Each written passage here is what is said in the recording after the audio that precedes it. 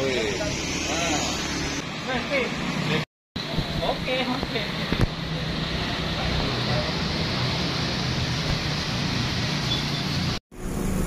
Halo teman-teman Saling Sapa Podcast, Saling Sapa Jalan-Jalan, satu-satunya podcast di Indonesia dengan cara naik angkot support by Neo Backpacker Malang. Kita kedatangan tamu istimewa, bagian dari pemerintah. Wah, gawat. Coba karena kita sama-sama sudah vaksin semua. Siap, sudah semua. Dan sehat semua. Amin, amin. Om Taufik, buat teman-teman yang belum tahu ya. Ya Harus perkenalan. Saya Agung Buana. Ya. Sehari-hari saya di pemerintah Kota Malang, di Badan Perencanaan Pembangunan Daerah. Badan Perencanaan Pembangunan Daerah. Berarti Anda tahu apa yang sedang, akan, dan nantinya proyeksi ke depan pembangunan daerah ini kayak apa? Sedikit banyak tahu ya. Wah, kita ngomong dengan orang yang tepat. Selamat datang Mas Agung. Siap, Om Taufik. Wah, keren ini orang ini emang nggak bisa bayangin kalau orang pemerintahan dijak guyon angkot gelem ini keren loh. Kan gitu ya. Sudah berapa tahun nggak naik angkot tuh? Saya jujur. Saya udah lama nggak makan. Nah, mestinya aparatur negara itu ngasih contoh naik angkot karena ini bagian dari pendidikan public transportation. Oke, kalau gitu saya coba lah ya. Ya. Naik angkot lagi. Ya, diawali dari sekarang. Ya. Tapi biasanya saya waktu zaman kuliah saya naiknya Lenha. Lenha. Berarti wong tuwek oleh Lenha. Lenha wong tuwek berarti. Aku jalur E SD. Berarti beliau kuliah itu Lenha, sedangkan saya sekolah dulu pakai jalur E. Jalur E. Berarti kan SD ku itu kuliahnya beliau. Bisa, tapi wajahnya awet nih. Nah, iya, lama sama aja. Iya, keren. Ya ini kebetulan kita lewat di sepanjang jalan Basuki Rahmat ya? Ya jalan kenangan nggak saya nyebutnya ya. Iya. Sepanjang jalan kenangan Malang Tempo dulu yang masih tersisa ya. Iya. Yang mati-matian beliau ini untuk mempertahankannya. Iya. Karena jujur aja, selamat juga ya kemarin lulus asesor ya. Terima kasih. Ya, jadi beliau ini lulus asesor. Salah satunya adalah untuk ngomong bagaimana pelestarian terhadap cagar budaya. Begitulah. Nah, ini tugasnya gede sama ini ya. Tugasnya gimana caranya cagar budaya ini lestari ya. Iya. Amin. Nah, ini juga salah satu bagian yang tidak terpisahkan. Ya. Memberikan manfaat kepada masyarakat Kota Malang. Betul, keberadaannya ya. Ini semua cagar budaya ini ujungnya adalah bagaimana memberikan manfaat sebesar-besarnya bagi warga Kota Malang, gitu kan ya? Sekaligus memberikan kebanggaan bahwa Malang ini Malang, Jay. Iya. Jika semangatnya semua orang pemerintahan seperti ini keren. Minimal berjuang itu untuk bagian proud sebagai orang Malang. Wah, keren ini. Jadi saya dulu bersama teman-teman ketika kayu tangan ini belum bergulir. Tahun berapa? Berapa tahun? Masih ingat? Saya kurang lebih ya 2017. Kita memulai hampir 5 tahun yang lalu ya. 2017 kita memulai untuk berpikir Malang ini ikonnya apa sih? Bahkan sebelum ini orang Malang sendiri kepikiran ini sudah dipikirkan. Sudah. Oke. Saya bersama Pak Budi Fatoni dari ITN, kemudian Pak Profesor itu. Ya, sama Mas Dwi Cahyono, Arkeo. Terus ada Dwi Cahyono mana ini? Arkeo. Berarti UM. Ya, UM. Kemudian Mas Chandra. Ya. Soak Malam. Terus sama Om Birom. Kita itu awalnya ya? Iya, kita ngobrol-ngobrol aja pada waktu itu. Apa sih duwe perlu dijadikan ikon Kota Malang? Sampai kita mikir, skalanya skala besar ini harusnya gitu. Nah, kebetulan pada waktu itu saya di Dinas Kebudayaan dan Pariwisata. Awalnya ya? Awalnya saya di seksi promosi dan pemasaran pariwisata. Lah kan kudu dodolan lah. Nek gak dodolan kan gak ico. Berarti memang ide awalnya sih hanya sekedar buat jenengan sebagai tool untuk promosi wisata. Betul. Jadi hanya untuk promo wisata sebagai pendongkrak orang kunjungan ke wisata ke Malang. Nah, terus kita ngobrol-ngobrol Terus kita masuk ke kampung Gang 6 sama Gang 4 itu. Kita masuk, loh kok ciamik banget ini. Iya, banyak gedung tua sih. Rumah-rumah tua. Sampai jembatan, iya. Terowongan itu. Iya. Sampai ada saluran irigasi, saluran anti banjirnya zaman Belanda. Ya, saluran anti banjirnya zaman Belanda ada. Ini mois ya. Sampai kita jalan ke daerah belakangnya apa itu? Depannya PLN itu ada macam rolak, pintu air. Rolak itu ya, pintu air itu ya. Air. Nah, dari situlah kita ngomong-ngomong bicara ya apa iki dia apa? Sampai ngomong rolak kok lawas banget ya. Loh. Iya. Lawas aku lama loh enggak denger. Karena yang ngomong rolak iku wong wis gak ono wisan. Mbak aku ben lek ngomong rolak iku pinter. Makanya aku tengengen barusan ngomongnya, rolak. Perasaan sing ngomong rolak iku wis gak ono kabeh. Ya. Loh enggak apa-apa, itu bahasa itu harus kita kenalkan. Pintu air itu kan cuman ya sekitar, tapi lek rolak itu wong wis sing ngomong rolak wis gak ono kabeh lho. Keren. Aslinya bahasa Belanda ya. Asli bahasa Belanda. Oh, rolak itu bisa ya. Rolak. Oh, keren. Ya, terus kita ngobrol-ngobrol, akhirnya kita bikin seperti kumpulan diskusi dan kita pastikan bahwa benar-benar emang literasinya itu datang dari bawah. Iya, terus kita undang ibu-ibu PKK, mulai dari RW 1, RW 9, RW 10. Memperalat mak-mak sama ini. Mak-mak tak peralat tiap hari Rebo, kita bikin diskusi namanya diskusi Rebuan. Ngomong ya apa kaitangan iku urip. Jadi memang awalnya langsung cari mak-mak ya, sebagai corong gratis ya. Yes. Habis mak-mak diprovokasi, terus mak-mak itu kita ajak pergi ke Surabaya, ke kampung Lawas Mas Pati di Bubutan. Nah, kita ya urunan ya Bubutan tuh mulai jalan kopi, Bubutan itu memang kita masuk ke situ kayak masuk dunia lain ya, dimana masa lalu itu dibiarkan kayak freeze, kayak membeku, waktunya membeku dan kita bisa menikmati. Makanya kita ke Bubutan, terus kita ke Kota Lama di Semarang. Kenangan masa lalu itu kayak dihadirkan masa kini. Ya, Mas Agung. Kalau bicara tentang katakanlah ikon tadi sudah diputuskan akhirnya ya. Itu sebuah masukan dari warga untuk kotanya. Setelah itu jadi kan disepakati. Akhirnya kan ini ngomong infrastruktur ini yang sekarang apalagi jenengan ditambah lagi sudah itu sekolah apa ujian ya? Ujian asesor jenengan udah lolos nih. Berarti Anda sudah mempunyai spesifikasi pemeliharaan cagar budaya tingkat nasional bahkan ya. Ini kan sebuah yang namanya infrastruktur. Kalau ngomong infrastruktur, bahasa-bahasanya arek aktivis, wadine kok iki terjadi penyimpangan, undang-undang apa. Di mata jenengan infrastruktur yang sekarang ini ada, terutama kita fokus sama yang namanya inilah Malang Heritage. Malang Heritage. Untuk mengamankan ini tidak hanya nanti dinikmati hanya untuk segelintir orang, segelintir kelompok, dan ini memang benar-benar adanya nanti Malang Heritage ini semaksimal mungkin untuk kesejahteraan warga Kota Malang. Garansi yang bisa sampean omongkan apa ini dari awal? Ya, ini ya. Di Malang itu heritage-nya kebanyakan adalah tinggalan kolonial. Yes, ya, bangunan-bangunan khususnya. Ya, kalau candi ada tapi cuma 1-2 ya di kota. Ya banyaknya kan di kabupaten. Ya, betul. Nah, di kota ini adalah bangunan kolonial yang menjadi ikonnya heritage Kota Malang. Stop, aku sampai stop sampai gitu. Sehingga kalau kita ngomong kenapa kita ngomong heritage itu bukan candi, karena memang kenyataannya candi cuma ada 2 di Kota Malang. Iya. Ya kan? Yang banyak adalah peninggalan dari era kolonial. Bukan berarti sampean mau melestarikan tinggalan penjajah. Karena memang adanya yaitu. Iya. Dan kolonial itu, bangunan kolonial khususnya itu mempunyai banyak hal yang bisa kita pelajari. Ini ada yang menarik.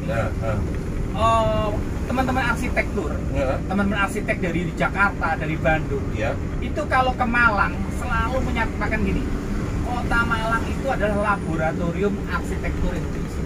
Loh, kok iso? Karena semua style, semua langgam arsitektural itu ada di Malang. Mulai mulai era tahun 1800-an, Ya.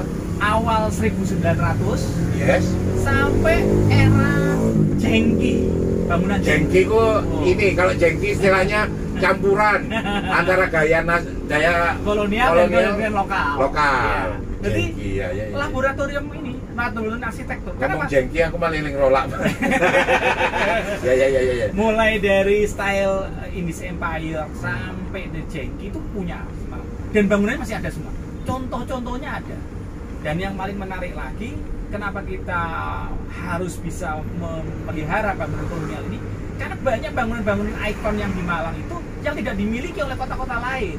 Justru Itu, ya iya toh. Ayo sekarang kita coba cek bangunan Koryesu. Oh iya. Oh, Itu kayak Eropa. koyo Eropa, Bu. Eropa pada zaman Renaissance. Nah, luar biasa. Pada saat gereja itu menguasai bener Eropa gitu. Iya. Kasih contoh kota lain ada yang gitu. Iya. Nggak Oke. punya. Nah, iya toh. Terus. Masih banyak bangunan-bangunan ikonik, bangunan kembar. Ya, Twin Tower. Bangunan kembar. Sebelum Amerika punya Twin Tower, itu kita sudah udah punya. Dan ini luar biasa ya. Kita punya dua alun-alun. Ya. Ya, kita punya balai kota, kita punya pendopo, punya gereja yang ikonik ya. Ya. Mulai dari GBIB Immanuel sampai gereja Bunda Kudus itu. Kudus. Dan itu berdekatan dengan masjid. Ayo boleh no.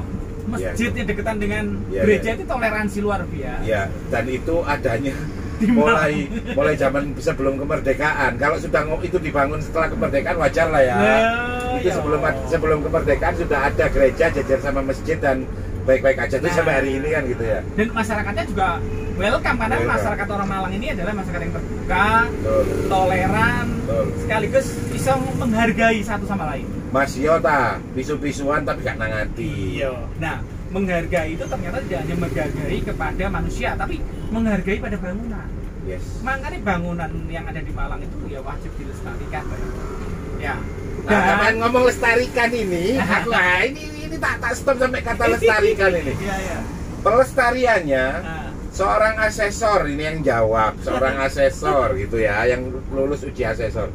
Pelestariannya itu sampai sejauh apa sampai bisa memprotek sebuah bangunan itu agar tidak kehilangan fungsi maupun ke apa ya, ke ininya ya, ke orisinalitasnya. ya. Jadi kita katokannya pada undang-undang. Ada undang-undang cagar budaya. Oke. Nomor 10 tahun 2011 yang Katoannya sampai seberapa? iya, bahwa ada proses namanya adaptasi, Oke. ada renovasi, Oke. ada pemanfaatan dan lain-lain. Nah, bangunan kolonial itu adalah bangunan yang secara struktur kokoh. Ya, kokoh ya. Kokoh. Cuman seringkali masyarakat itu menganggap kalau bangunan kuno itu udah out of date, harus diganti. Betul tidak? Nggak harus. Nggak harus. Oke. Perlunya direvitalisasi. Ya, bahasanya adaptasi dan Adaptasi dan lain-lain tadi. Oke. Ketika kita ngomong adaptasi, bangunan itu adalah bentuk dari naungan manusia, sehingga bangunan itu harus direnovasi, diperbaiki. Kalau udah ditoto bagus, saya nggak usah ngomong contoh merek ya, kita lihat kayu tangan yang gedung kembar itu, yang sebelah Udah keren ya. utara, keren. Itu cuma beberapa tahun mangkrak, beberapa tahun hanya dilakukan untuk kegiatan jual beli, jajan dan Ya, lain-lain ya. jajan. Sekarang begitu jadi kafe, luar biasa, keren. Dijual mahal pun ya. Mahal. Yang tadi bicara, melanjutkan yang tadi bahwa mulai adaptasi. Yes. Nah, adaptasi ini ditekankan pada bagaimana memanfaatkan bangunan-bangunan kolonial tadi itu bisa bermanfaat untuk era sekarang. Yes. Nah, jadi bangunannya model zaman dulu nggak apa-apa, tapi aktivitasnya Sudah dimodernisasi. dimodernisasi. Oke. Dan itu menjadi tren di luar negeri. Ya. Jadi bangunan-bangunan kuno itu bisa dipakai untuk kafe, bisa dipakai untuk hotel, penginapan, bahkan kantor-kantor. Ya. Ya sebut aja kantor perbankan itu di mana-mana sekarang pakai bangunan kuno. Nah itu artinya apa? Memanfaatkan bangunan kolonial sebagai bagian dari cagar budaya untuk bisa tetap lestari. Karena kalau nggak ditempati, nggak dibersihkan, rusak. Oke. Ngerumate larang bro. Oh iya, rumati judulnya lebih mahal lagi ketika itu nggak dimanfaatkan. Betul. Malah dikosongkan itu sebenarnya bahaya ya. Itu bahaya. Oh, untuk membuat Malang Heritage, kok tiba-tiba sekarang kok jadi banyak yang tutup? Itu kenapa? Terus tulisannya dijual semua. Lah, terus yang Anda tahu sekarang posisi tutup gitu terus tidak terfungsikan gitu. Ya, yang saya tahu dari obrolan memang pemilik ingin melepas beberapa bangunan yang Pemkot nggak pengen beli itu. Bisa saja dibeli, tapi prosesnya panjang kali lebar. Luas lah. Yo iki. Enggak maksudnya pengen nggak sih Pemkot itu memiliki Oh itu? ya pengen, cuman gini, untuk nambahi aset di Pemkot itu ada prosedurnya, ada prosesnya berdasarkan undang-undang. Kita aja punya sekitar 8 ribuan aset, itu belum terurusi semua loh. Ya, bahkan terakhir saya dengar Ya. Pemkot masih punya aset yang memang asli punyanya, itu masih belum terregistrasi. Iya, belum terregistrasi. Bahkan ada masalah, Ya. bahkan ada peluang untuk itu dikuasai orang lain ya malah. Hal itu jangan sampai terjadi kan? Oh iya, nggak boleh dong, masa negara kalah. Makanya Lah negara kalah lah, terus wibawanya kemana dong? ada celah bahwa bangunan cagar budaya yang terbengkalai dan tidak terurus, tidak ada yang memilih, itu pemerintah bisa mengambil alih. Cuman masalahnya tadi, realitanya bahwa bangunan-bangunan yang berkriteria cagar budaya tadi biasanya berada di tempat-tempat strategis dan ekonomi tinggi. Nah itu gue larang. Iya. Ya, aku sekarang tertarik ngomong soal ikraf. Wih.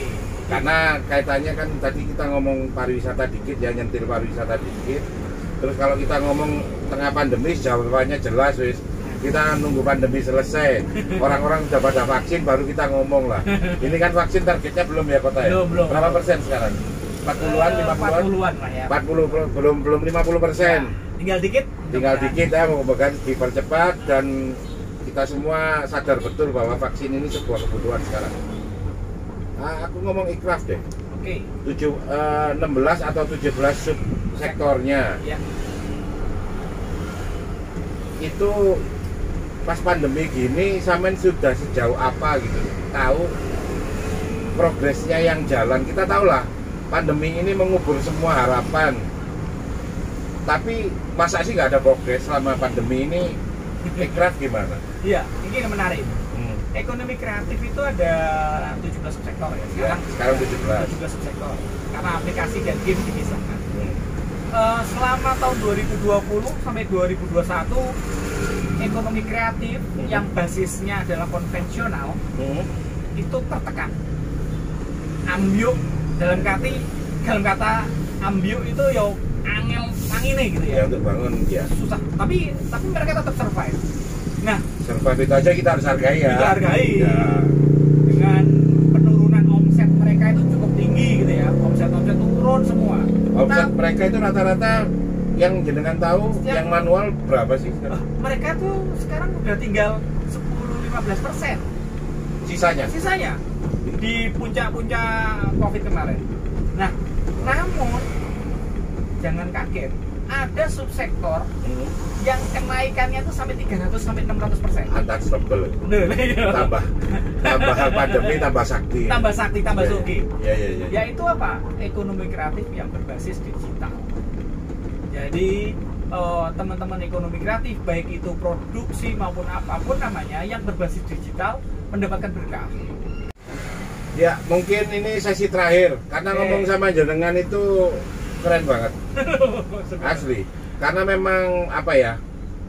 Kita biasa dekat, kita biasa ada interaksi sehingga saya nggak ada merasa sampean itu sekedar pemangku kebijakan biasa.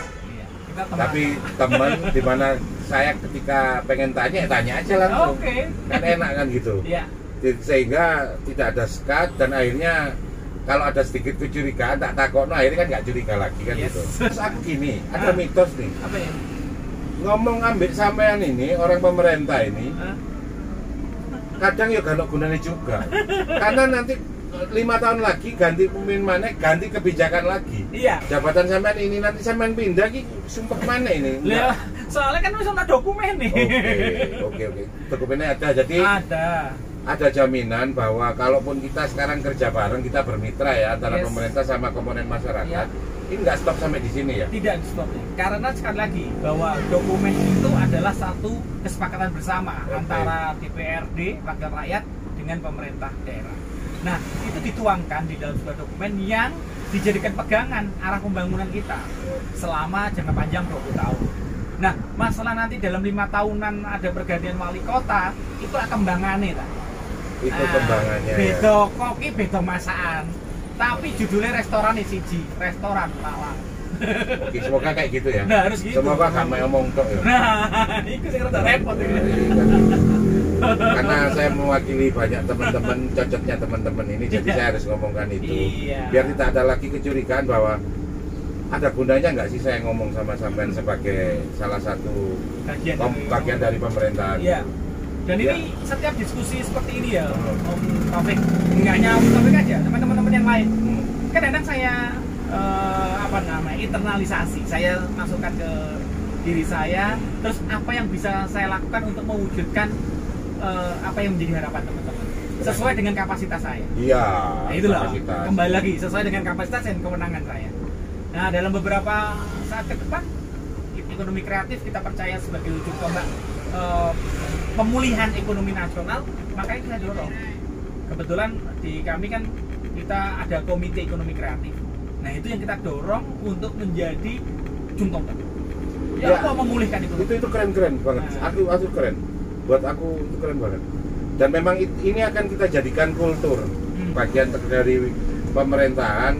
Satunya suara-suara dari masyarakat itu memang harus dibiasakan karena itu kultur bagus kan. Dan jangan salah ya Om Taufik, perbedaan pendapat di masyarakat itu sebuah, menurut saya ya, ini bagi saya itu sebuah rahmat, sebuah kepercayaan yang menarik. Karena gitu. Ketika seragam itu nggak main. Ya. Oh nasi ngomong A, B, C, D, nek dikumpul tadi kesebelasan. Gitu. Iya. Kan gak ono sing main kiper kabeh ya ora ono, striker kabeh gak ono. Kan ono pembagian tugas. Wis kabeh maju aku tak kiper.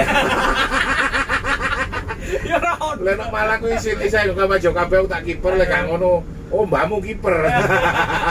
Ben makmu kiper. Lah makmu kiper ngono kan ya Malang itulah kerennya Malang. Jadi memang karakternya kuat dan memang semua orang itu punya kekuatan untuk mempertahankan eksistensi dirinya itu. Kalau bahasa kebudayaan, wong Malang itu punya DNA pejuang kan. Memang DNA-nya itu pejuang. DNA pejuang. Zaman kayak Raro iki. Iya betul. Loh ya. Di tarung. Iya betul. Kita di bangsa Malang itu arek petarung semua. Betul. Ndak ono sing kawan. Dan pemerintahnya pun mulai zaman kolonialisme sampai sekarang pun ya tetap yang dihadapi arek Malang dengan segala kengototannya. Iya. Tapi itu kita anggap itu sebuah modal ya. Modal untuk maju dan semoga ini membawa manfaat. Terima kasih kedatangannya nyempet-nyempetin pulang kantor ambekan sih ngongsong sih kewesel belani ngobrol di angkot. Terima kasih dan saya menghargai itu sampean undanganku sampean ini dan semoga nanti yang lain diundang juga nggak melarikan diri ya teman-teman. Iya. Loh, suatu kehormatan bisa duduk di saling sapanya Om Taufik. Ya, terus sekaligus Jet tak takoni wis pirang tahun ora numpak angkot. Kan gitu. Itu kan keren bahasanya. Tapi aslinya Pak Hartono ro ya. Aku terakhir numpak angkot kapan deh ro ya. Harus itu keren itu. Karena dia yang nggak pakai terus. Iya. Ya mungkin terima kasih ya. Nanti ya kita next akan ada obrolan yang lebih seru lagi.